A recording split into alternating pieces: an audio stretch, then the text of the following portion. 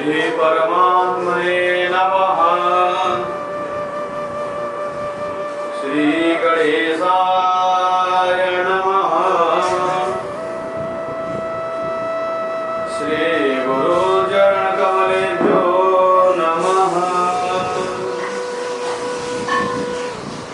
गजाननं भूतगणादिसेवितं कपित्थजम्बूफलचारुभक्षणम् उमासुतं शोकविनाशकारकं नमामि विघ्नेश्वरपादपङ्कजम्। गुरुर्ब्रह्मा गुरुर्विष्णु गुरुर्देवो महेश्वर गुरुः साक्षात् परब्रह्म तस्मै श्री गुरुवे नमः। नर्मदायै नमः प्रातः नर्मदायै नमो ऋषि नमस्ते नर्मदे देवी सर्वपापहरहरणं। कृष्णाय वासुदेवाय हरे परमात्मने प्रणतक्लेशनाशाय गोविन्दाय नमो नमः। ध्याये नित्यं महेशं रजतिगणिभं चारुचन्द्राभतं संरत्नाकल्पोज्ज्वलाङ्गं परस्मृगवराभीतिहस्तं प्रसन्नम् पद्मासीनं समस्तास्तुतो गणैर्व्याघ्रकृतिं वसानं विश्वाद्यं विश्ववन्द्यं निखिलभयहरं पञ्चवक्त्रत्रिनेत्रम्। नर्मदे हर नर्मदे हर नर्मदे हर। ओम नमः पार्वती पतये हर हर महादेव।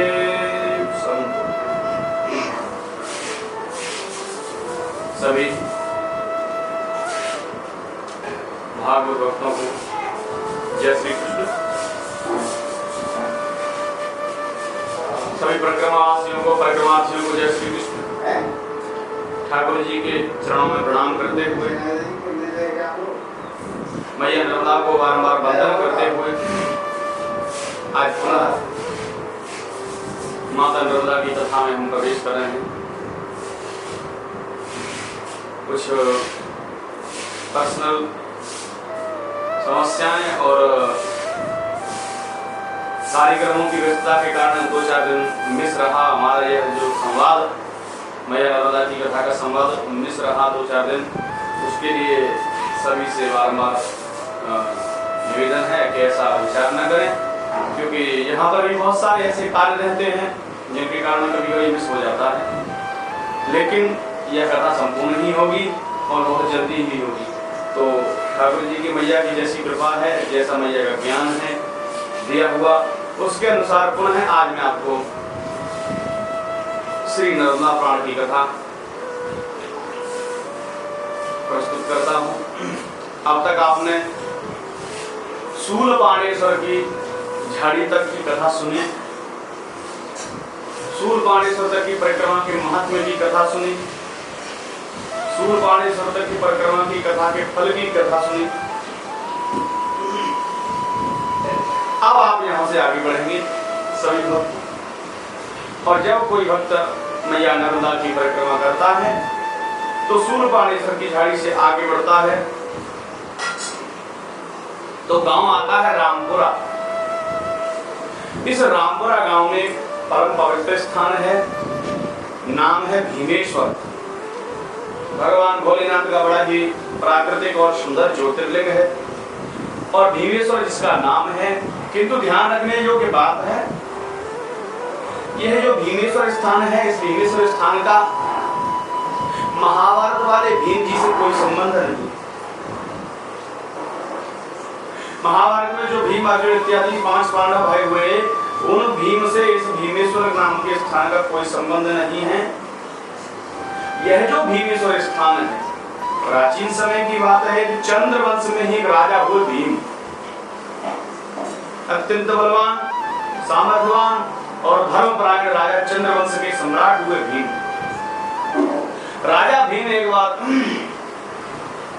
माता नर्मदा के तट पर भ्रमण के लिए आए और मैया के तट पर ही इन्होंने और इनकी सेना ने डेरा डाल दिया और अपने टेंट तंबू लगा करके मैया के तट पर भी विश्राम यह करने लगे।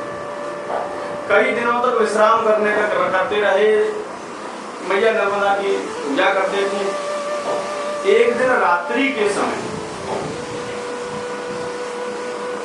राजा भीम जब सो रहे थे, शयन में थे, उसी समय इनके तंबू में, इनके टेंट में एक दिव्य कन्या, 16 वर्षीय दिव्य कन्या का आगमन हुआ और कन्या ने राजा भीम को जागृत किया। और जब राजा भीम जागृत हुए हैं तो राजा भीम से निवेदन किया है कन्या ने, हे महाराज, मैं आपसे विवाह करना चाहती हूँ। राजा भीम ने कहा, देवी आपका पता, आपका निवास, आपका नाम, मैं आपके बारे में कुछ नहीं जानता, तो मैं विवाह की मंजूरी आपको किस प्रकार से दूं? तब उस कन्या ने अपना पता बताया है, अपना नाम बताया और कहा कि हे राजा भीम, मैं नर्मदा हूं और भगवान शिव की प्रेरणा से तुमसे विवाह करने के लिए आई। राजा भीम बोले, ये तो बड़ी अच्छी बात है कि नर्मदा का विवाह मुझसे हो, इससे बढ़िया क्या हो सकता है, किंतु मैं आपसे विवाह क्यों करूं? और देवी, इस विवाह का प्रयोजन क्या है? क्योंकि आप स्वयं ही मेरे पास विवाह के लिए आई हैं, तो आपसे कोई ना कोई प्रयोजन होगा। तब मैया नर्मदा ने कहा, हे राजन, हमारे तुम्हारे विवाह के उपरांत हमारे संयोग से जो पुत्र उत्पन्न होगा, वह पुत्र गगन प्रिय नामक दैत्य का वध करेगा, जिससे देवताओं को आनंद की प्राप्ति होगी और देवताओं का दुख मिटेगा। राजा भीम बोले, यदि प्रयोजन इतना सुंदर है तो मैं विवाह के लिए मना नहीं कर सकता। यदि इतने आश्चर्य की यह बात है, इतने आश्चर्यपूर्ण यह विवाह है, तो विवाह के लिए मना नहीं कर सकता। नर्मदा मैया का विवाह हो गया राजा भीम के साथ। अब यहां पर जब राजा भीम के साथ विवाह हुआ है तो इनके द्वारा एक पुत्र का जन्म हुआ है। यहां पर बड़ी एक आश्चर्य की बात है कि जितने भी भक्त मैया नर्मदा की पूजा करते हैं, वह मैया की कुमारी अवस्था में, कौमार अवस्था में, अविवाहित अवस्था में पूजा करते हैं। मैया की पूजा कुमारी अवस्था में है, लेकिन यहाँ ऐसी कथा रही है कि मैया का विवाह हुआ है। तो यह एक शंका आप सभी भक्तों के मन में बन जाएगी और अवश्य बनेगी। इस शंका का भी अभी आपको जवाब दिया जाएगा, उत्तर दिया जाएगा, इस शंका का भी समाधान किया जाएगा। तो माता नर्मदा के और राजा भीम के संयोग से एक पुत्र का जन्म हुआ। पुत्र का नाम रखा गया दुष्यमन।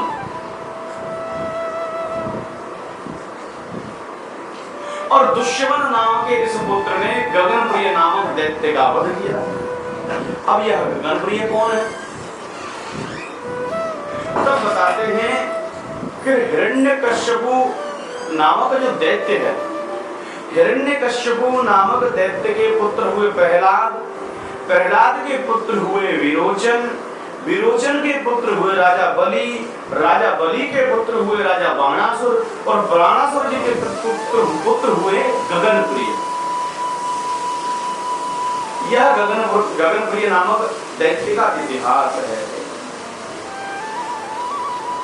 गगनप्रिय नामक दैत्य ने ब्रह्मा जी का अत्यंत तपस्या की और तपस्या करने के फलस्वरूप अमरता का वरदान पाया।